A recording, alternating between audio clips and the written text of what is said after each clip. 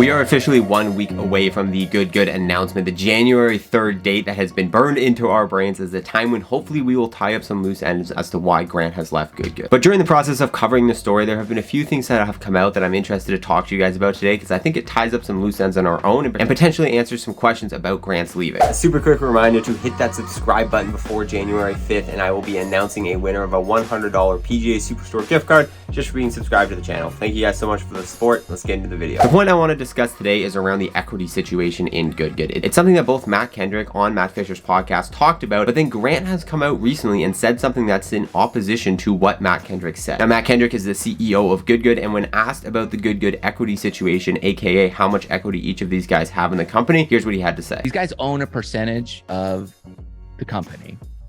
Okay. I'm guessing, I don't know if you want to say or not, but I'm guessing it's not all equal percentages.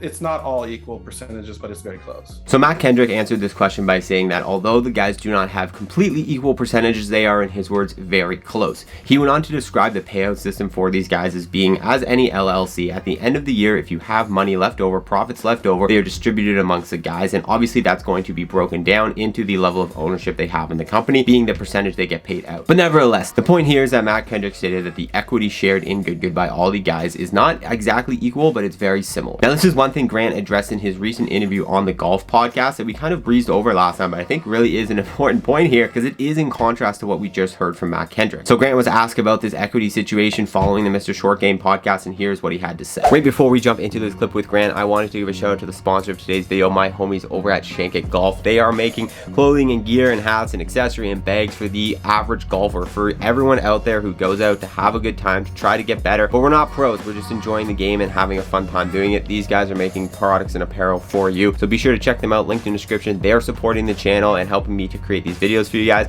so be sure to go support them in return. Interview with the CEO of kind of alluding to the idea that everyone in the group kind of had some sort of stake or equity or split in Good. Can you, and again, I know I'm walking a line because there's so much you can and can't say, but can you speak to that at all?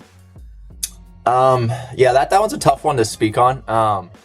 I will say, for people, out there that have a lot of questions, me joining Good as the last person to come in, my situation looked very different than everyone else's. And that's truly all I want to say on that.